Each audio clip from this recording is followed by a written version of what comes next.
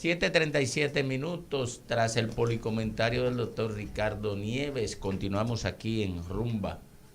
Y en el rumbo de la mañana, que es el rumbo del país, 98.5, aquí, en el Gran Santo Domingo, 101.1 para Santiago, todo el Cibao y la profunda línea noroeste. Miren, señores, el comentario final de el policomentario versó sobre la dramática realidad de la educación. Ayer, en el comentario que hicimos, hablábamos de la necesidad de un pacto nacional. Y quizá no se explicó la naturaleza del pacto para que la gente la entendiera, pero ahorita Ricardo y yo teníamos un breve intercambio sobre la naturaleza del pacto que es necesario hacer para la educación. ¿Qué es un pacto? Un pacto es un compromiso de dos o más personas o sectores que es oponible a cada uno de los integrantes y a cualquiera que procure relacionarse, adiós Ricardo, con el propósito que define el pacto. Y aquí necesitamos un pacto que sea oponible a los políticos, oponible al presidente de la República, oponible a los sectores de poder económico, eclesiástico o de lo que o cualquiera, y oponible a la individualidad para sacar la educación dominicana del desastre en que se encuentra, y que es un desastre que cada vez más, que se profundiza cada vez más. No importa el dinero, no importa la asesoría técnica, no importa nada. El problema que el requisito fundamental para hacer un pacto de esa naturaleza que tú señalas, que concuerdo contigo 100%, es la realización de un ejercicio de, digamos, de caridad, si se quiere, muy amplio por parte de la clase política. Porque lo primero que tiene que hacer la clase política es comprometerse a despolitizar la educación. Sí. A renunciar a los privilegios de usufructuar y manejar un 4% y a los privilegios de impactar, que esto electoralmente puede ser muy seductor, en la psiqui de los futuros votantes. Entonces, renunciar y decir, miren señores, en educación, saquemos la política, entremos todo, negociemos todo y pensemos en el país. Eso es un sacrificio para el cual la clase política no está preparada.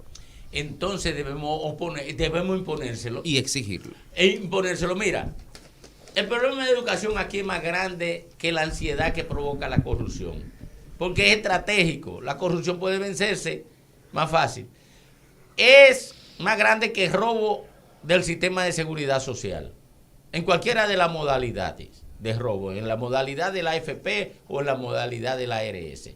Es más grande que la delincuencia. Ayer yo lo explicaba por qué. El problema de la educación es el desafío más importante que tiene la sociedad dominicana. ¿Y ustedes saben por qué no se entiende? Porque la gente está mal educada. A mí me preocupa, compañeros, muy buenos días. A mí me preocupa que la educación parece ser un tema de ocupación de todos. Y cuando vemos el resultado y vemos el comportamiento, parecería entonces que es de nadie. O sea, en la teoría, todos asumimos la necesidad de que la educación sea de mayor calidad, que la educación sea expansiva, que la gente sea educada, y usted oye a políticos, oye a legisladores, oye a profesionales, oye a maestros, la Asociación Dominicana de Profesores, esa misma, que es un gremio al que le tenemos muchísimo cariño, pero en torno al cual no dejamos de reconocer que utiliza algunas prácticas que suelen ser obsoletas ya, como la continuidad de los paros en perjuicio de la calidad de la educación precisamente. Pero entonces ese concierto de voces no logra articular un mecanismo de respuesta, y cuando lo intenta, entonces se encuentra con algunos intereses que chocan. El sector empresarial, por un lado, demanda calidad y probablemente a través de instancias como las que Motoriza, Educa, otras que se han venido creando, hace planteamientos, pero las cosas no pasan de ahí. Yo creo que es el momento de que pasemos de ese marco teórico tan amplio que ya tenemos a una realización práctica. Entonces algo pasa, Patricia, parafraseando un poco lo que tú dijiste al comienzo, que con relación a la educación hay mucha gente preocupada, pero hay poca gente ocupada. Exacto. Mira, Roberto Fulcar no puede con la educación solo. Yo creo que ni Luis Abinader. Nadie puede. No pueden. Oye, no pueden. ¿Tú sabes por qué? Porque hay demasiadas cosas en juego. Por ejemplo, Roberto Fulcar está sometido a una presión demoníaca de la militancia del PRM para que le deje entrar ahí. Pero también está enfrentado a una presión demoníaca, ya no de los profesores del PRM, sino los profesores de todos, hasta el punto que se dio frente a ellos. Porque aquí hay un problema grave. Yo lo he dicho, Ricardo y yo venimos desde la Casa Vieja debatiendo esto. Él con una posición contraria a la mía. El Colegio Médico Dominicano y la Asociación Dominicana de Profesores se han convertido en retranca de cualquier proceso de transformación de la educación o de la salud. Porque son malos los médicos, los profesores, no. Porque no tienen un compromiso estratégico con el sector. Ellos lo ven como un tema de clase. Porque ellos lo ven como un tema puramente sindical y reivindicativo. Y no hay un compromiso. La última vez que yo vi a la Asociación Dominicana de Profesores comprometida con un proceso de transformación fue en la década de los 90.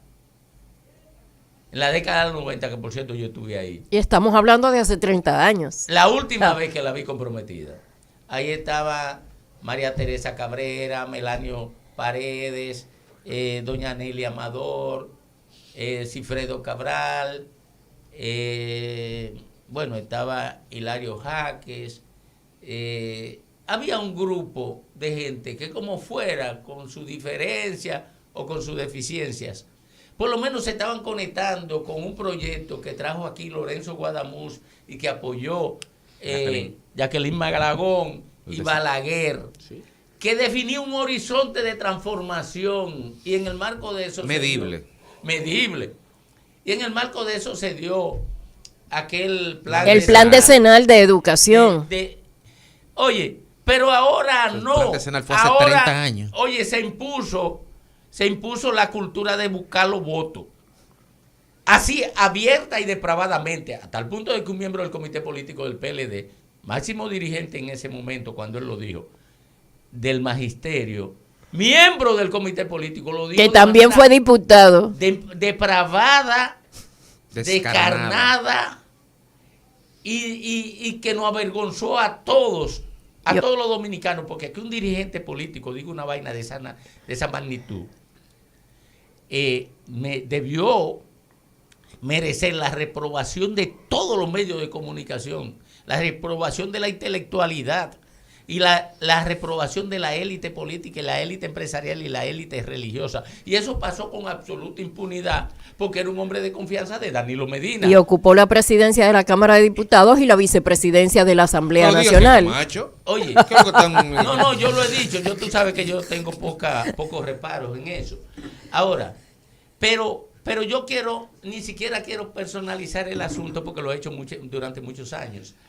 Lo quiero resaltar como la expresión del pensamiento que nos ha conducido a este desastre. Pero, y en línea con lo que tú dices, del pensamiento, vamos a despersonalizarlo, tienes razón, del pensamiento de un colectivo transversal a todo el sistema de partido político, un grupo de pensamiento que cree en eso. Porque es que el problema es que todos los ministros que han estado ahí y todos los presidentes que han sido los jefes de esos ministros han creído genuinamente del fondo de su corazón que ellos, el individuo, puede resolver ese problema. Y esto es un problema que desborda la capacidad de cualquier individuo porque es un problema estructural. Solamente con un acuerdo y unas bases amplias, colectivas y comunes se puede dar un primer paso sostenible. Pero si no hay comprensión del problema, no hay solución. Claro.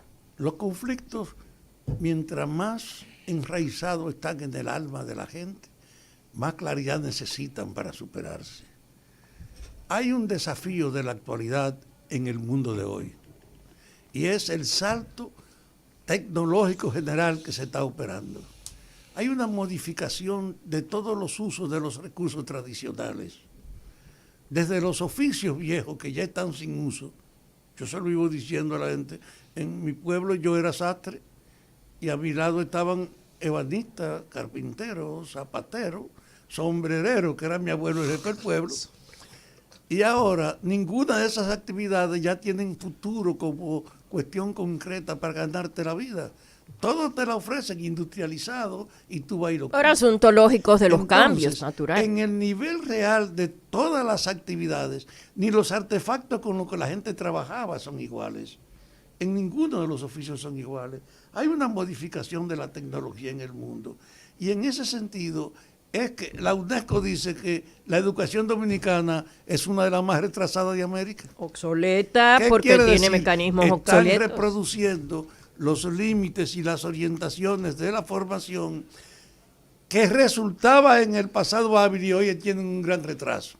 Entonces en el mundo hay un desafío de la tecnología y de la adaptación y la preparación de la población para un cambio que tiene velocidad, que no es solo lo que soy, es que la tendencia es seguir modificándose. Y ahí es que yo digo que Infotep tiene en este país una responsabilidad que no es una cuestión burocrática, es el compromiso de luchar porque la educación y la formación técnica de este país se corresponda con las exigencias que impone la tecnología, pero tiene entonces un obstáculo. La gente ama su pasado, defiende lo que aprendió y termina convirtiendo su oficio en una forma de obtener recursos. Los maestros dominicanos son una tentación. Tú sabes lo que tú tener en educación cerca de 100,000 personas y el mayor presupuesto. Cualquiera que llegue ahí puede pensar que eso es mejor que un partido, para usted trabajar, para ganarse la influencia de esa gente, para ponerlo a que ellos lo promuevan y usted lograr una gran comunicación. La mayor parte de los ministros trabaja en crear un vínculo afectivo con esa estructura, no en enfrentar el desafío que representa decirle a los maestros, hay que adaptar la formación docente al mundo de hoy. Hay que imponer un rumbo que haga que todos los maestros sepan que no es verdad que ellos saben lo que hay que hacer, que su formación es atrasada, que lo que está el país es perdiendo el tiempo con ellos porque lo que resulta es inadecuado, que hay que hacer un esfuerzo docente para crear conciencia de que hay que modificar el conocimiento de la docencia, que el desafío primero en educación son los maestros, ese es el primer desafío en la educación, y hacer un esfuerzo por formarlo. Yo no lo he sentido eso en ninguno de los ministros que haya reconocido el hecho. Hay que comenzar para modificar la educación mejorando la calidad docente. Ese es el punto de partida.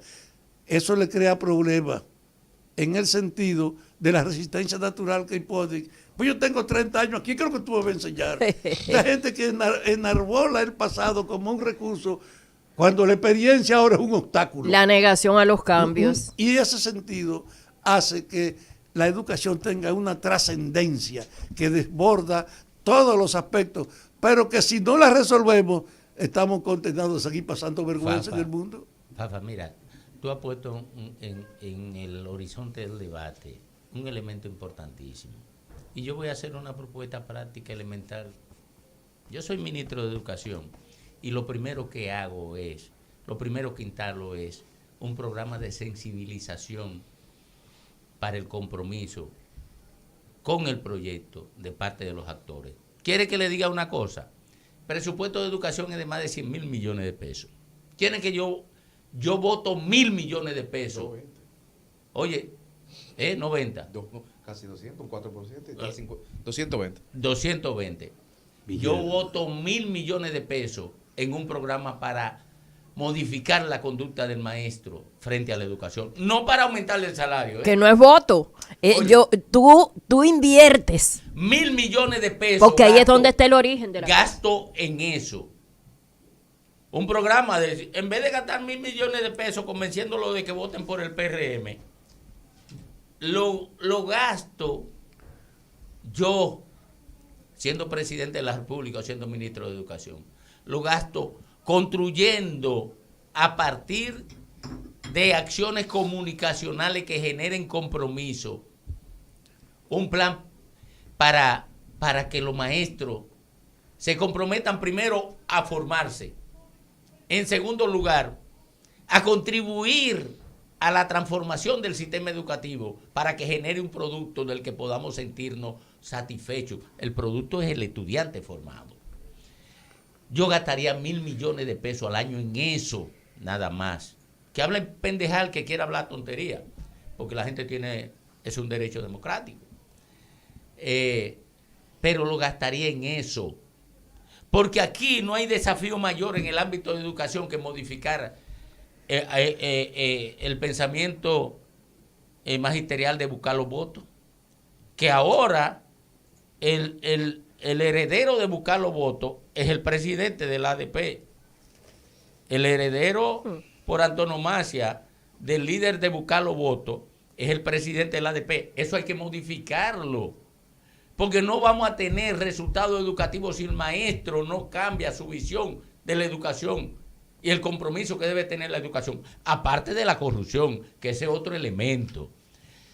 Yo digo, lo he dicho en privado y lo digo ahora, lo hago público. Nosotros, los que fuimos PLDistas y los que son PLDistas, debemos estar llenos de vergüenza por dos razones básicas de esos 16 años de gobierno. La capitalización de la empresa pública, impulsada por Leonel Fernández, que fue el acto de despojo más grande que se ha llevado a cabo contra el patrimonio público. Y que lo piensa reeditar Abinader con la alianza público-privada. Y el otro elemento que nos debe llenar de vergüenza, más que la corrupción, fue la lapidación de tantos miles de millones de pesos en una educación que lo único que puede exhibir es que estamos por debajo del promedio de Latinoamérica en formación.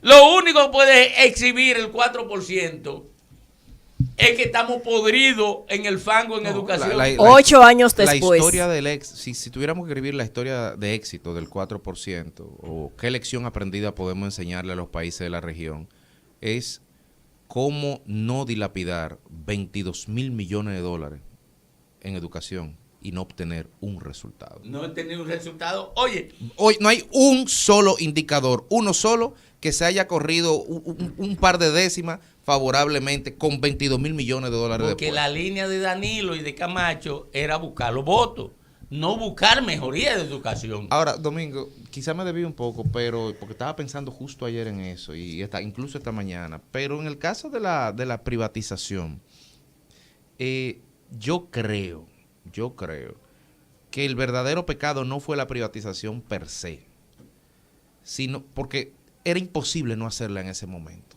O sea, creo. No, es que la acción por sí misma no es lo malo. No, era el influjo, era el tiempo, era la imposición del Consenso de Washington, no había un referente ideológico. De verdad, que todo el mundo creyó que desguazar el Estado era la mejor opción porque el paradigma era la desregulación. El problema realmente fue no reconocerlo después. Porque después, cuando tú ves los hechos y ves la estadística, tú puedes decir y hacer un mea culpa, decir, cometimos un error. Pero decir ahora, como dijeron, como la gente, creo que fue Dionis que lo dijo ayer o antes de ayer, no sé quién fue, por alguien de la Fuerza del Pueblo señalaba, el hecho de que la APP y la nueva privatización, que no comparto esa idea contigo, creo que no, y en su momento lo hablaremos, pero decir eso sin que Leonel Fernández diga públicamente, señores, cometimos un error. No, y yo fui el primero que lo cometí. Politiquería barata, entonces, no, eso me quita y es política. No, una de las características del politiquero es que le critica al otro lo que hace. Esa es politiquería barata. Le critica al otro lo que él hace. Habiendo sido pionero en hacerlo, además. Pero eso se impone aquí, mira, eso se hace desde el PRM, lo hace Paliza. Por ahí hay un video de Paliza que se ha convertido en viral, donde él criticaba la forma de manejar los precios de los combustibles. Igual que le pasó a Hito, que están haciendo lo mismo ahora. no han variado el mecanismo de manejo de los precios de los combustibles. Y entonces lo critican de la oposición y lo vienen haciendo, y lo vienen a hacer en el Estado. Pero ese es el politiquero barato, el reductivo, el politiquero barato, que es la cultura identitaria de los partidos políticos dominicanos. Ahora, mira qué es lo que pasa con la capitalización. Y te lo digo porque todo el mundo recordará, los más viejos recordarán que yo estuve en CDE cuando se llevó a cabo la capitalización y que Radamés Segura, yo y un grupo enfrentamos a la CRE. Mira, yo recuerdo así con una vez que el difunto Adriano Miguel Tejada, que era el director de comunicación de la presidencia de Leonel Fernández, nos convocó a Marino Zapete y a mí. Marino Zapete era el vocero de la CRE, de Tony Isa. ¿Y cuál era el problema? Que nos estábamos dando toda la funda en los medios de comunicación, la gente de la CRE y nosotros. Marino defendiendo la capitalización, Marino Zapete y yo enfrentándola. Y entonces yo manejaba la comunicación del sector eléctrico y Marino manejaba la comunicación de la CRE. De la CRE. Y no había forma de que nos pusiéramos de acuerdo. Y en una reunión que convocó Adriano Miguel, yo le decía, mire, el tema aquí no es de educación, es de visión. Nosotros tenemos una visión de que la capitalización no debe llevarse a cabo como la está llevando Tony Isa. El modelo boliviano.